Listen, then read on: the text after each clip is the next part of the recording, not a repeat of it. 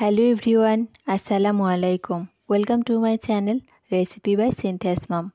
আজকে আমি আপনাদের জন্য নিয়ে এসেছি কাঁচা গোল্লা তৈরির রেসিপি। খুবই সহজ, খেতে অসম্ভব মজার। চলুন তাহলে তৈরি করি আজকের এই সহজ রেসিপিটি। এর জন্য আমি এখানে ছানা 2 ভাগ করে নিয়েছি। আমি 1 লিটার দুধ থেকে যেটুকু ছানা হয় আমি পুরো সবটুকুই ছানা নিয়েছি। এবার চলে যাচ্ছি চুলায় একটা প্যান বসিয়েছি। এর মধ্যে অর্ধেকটা ছানা দিয়ে দিচ্ছি।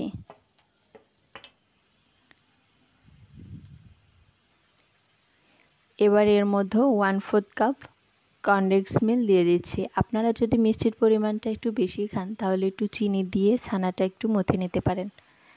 আমার কাছে এই মিষ্টি ঠিক আছে, এর জন্য আমি শুধু কনডেন্স মিল্ক দিয়েই মিষ্টিটা বানাচ্ছি। আর ছানা তৈরির রেসিপিটি আমার চ্যানেলে আছে, চাইলে দেখতে পারেন। আজকে আর ছানা তৈরির রেসিপিটি দেখালাম না। এবার নেড়ে চেড়ে শুকনো করে এটা চাল করে নেব।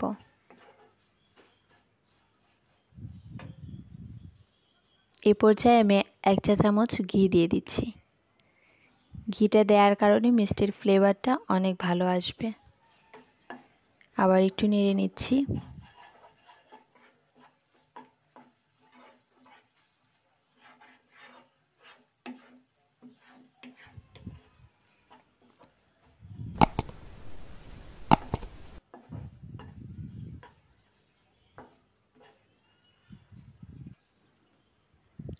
আমার রান্না করা হয়ে গেছে, এবার আমি নামিয়ে নিচ্ছি। এবার আমি অর্ধেকটা ছানা যে প্লেটে রেখেছিলাম ওই প্লেটেই আবার ঢেলে নিচ্ছি।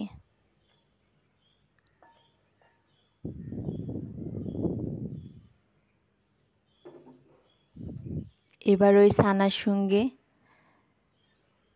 ভালো মতো দুইটা মাখিয়ে নেব।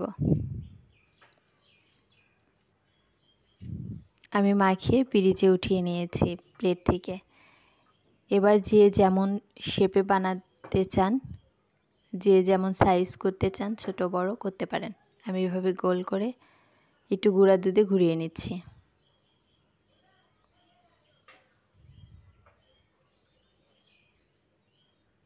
এভাবে আমি সবগুলো মিষ্টি বানিয়ে নিব।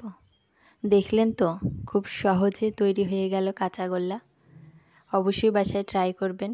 আর আমার এই রেসিপিটি যদি ভালো লাগে একটা লাইক দিবেন, কমেন্ট করবেন এবং শেয়ার করবেন। সাথে আমার চ্যানেলটি সাবস্ক্রাইব করবেন, পাশে থাকা বেল আইকনটি বাজিয়ে দিবেন।